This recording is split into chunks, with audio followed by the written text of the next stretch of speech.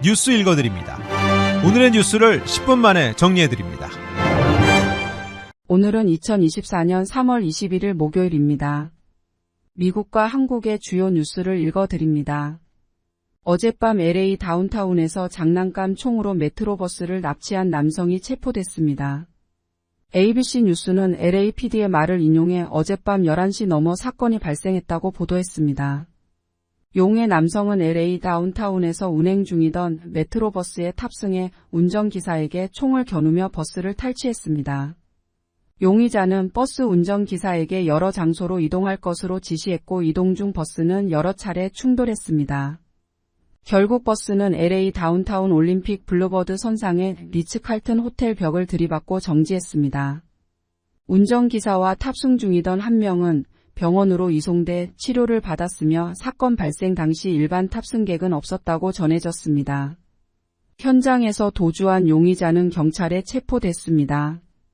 경찰이 버스에서 회수한 범행에 쓰인 총기는 장난감 비비건인 것으로 밝혀졌습니다. 체포된 남성은 홈리스인 것으로 알려졌습니다. 연방정부가 아이폰을 판매하는 애플에 대해 반독점 소송을 제기했습니다. 연방법무부는 16개 주 법무장관과 공동으로 애플을 상대로 반독점법 위반 소송을 냈다고 밝혔습니다. 5년간의 조사 끝에 제기한 이번 소송은 애플이 허용한 앱만 설치가 가능하고 타사 기기와 호환을 제한해 막대한 수입을 올려왔다는 것입니다. 법무부는 애플이 미국에서 스마트폰에 대한 불법적인 독점권을 유지해 왔다고 지적했습니다. 이런 불법적인 독점은 혁신을 저해했고 소비자들은 비싼 비용을 치러야 했다고 법무부는 강조했습니다. 애플은 자사의 사업 전략이 반독점법 위반에 해당하지 않는다며 적극적인 방어권을 행사하겠다는 입장입니다. 조 바이든 대통령이 11월 대선을 앞두고 잇따라 학자금 탕감책을 발표했습니다.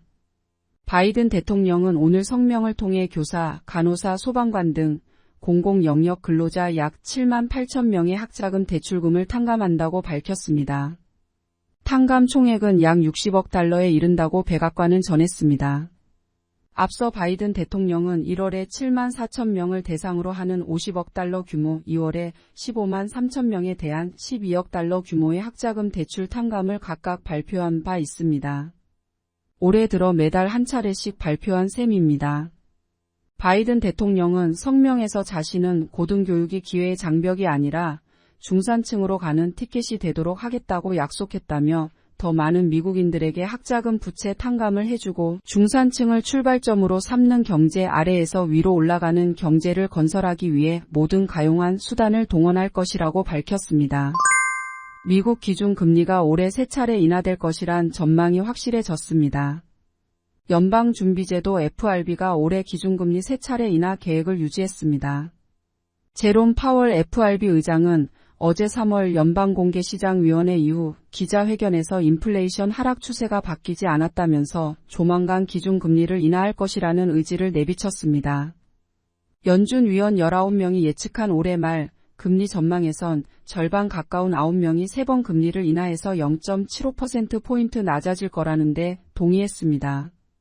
파월 의장은 최근 지표에 따르면 경제활동이 견조한 속도로 확장해 왔다면서 노동 공급 확대를 비롯해 최근 강한 경제 데이터를 반영해 GDP 성장률을 상향 조정했다고 밝혔습니다. 일부 전문가는 연준의 경제 전망에 동의하며 앞으로 12개월 동안 미국이 경기 침체는 없을 것으로 확신했습니다. 폴 러케머라 주한미 군사령관은 북핵 위협으로부터 한국을 방어하기 위해 현 주한미군 규모인 28,500명을 유지하고 한반도 안팎에서 각종 훈련을 지속해야 한다고 밝혔습니다.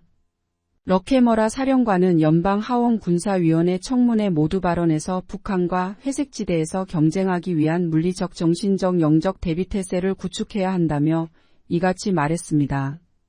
러케머라 사령관은 김정은 북한 국무위원장이 도발과 긴장 고조를 이어가는 의도에 대해선 최우선 순위는 정권 생존이라고 말했습니다. 한국 뉴스입니다. 해병대 최상병 사건 수사 외압 의혹으로 공수처 수사를 받다가 호주로 출국해 논란이 됐던 이종석 대사가 귀국했습니다. 출국 때와 달리 이 대사는 방산협력공관장회의 참석과 한국과 호주 외교, 국방장관회의 준비를 위해 귀국했다고 말했습니다. 최상병 사건 수사 외압 의혹에 대해서는 여러 차례 사실이 아니라는 점을 말했다며 국내에 머무는 동안 공수처 조사를 받을 수 있기를 바란다고 밝혔습니다. 한편 공관장 현장 시찰 등을 준비해야 하는 대형 방산 업체들은 정부의 협조 요청을 받지 못한 걸로 파악됐습니다. 이종섭 대사의 국내 체류 명분을 급하게 만든 것 아니냐는 지적이 나오고 있습니다. 정부가 의료 현장을 떠난 의사들의 복귀를 호소하며 다음 주부터 면허 정지 처분이 시작된다고 밝혔습니다. 정부는 복귀하지 않은 전공의에게 이달 안에 돌아오라고 촉구했습니다. 다음 주부턴 원칙대로 면허 정지 처분에 나서겠다는 겁니다. 그러면서도 조기 복귀자에게는 유리한 행정 처분을 약속했습니다. 의료계 반발도 계속됐습니다. 대한의사협회 비대위는 정부가 의료 붕괴를 향해 다가갔다고 비판하며 전공의 면허 정지가 통보되면 즉시 대응하겠다고 했습니다. 전국 의대 교수들은 대화 필요성을 강조하면서도 전공의들이 떠난 후 경무에 시달려 왔다며 사직서를 내기로 한 25일부터 수술과 진료를 줄이기로 했습니다.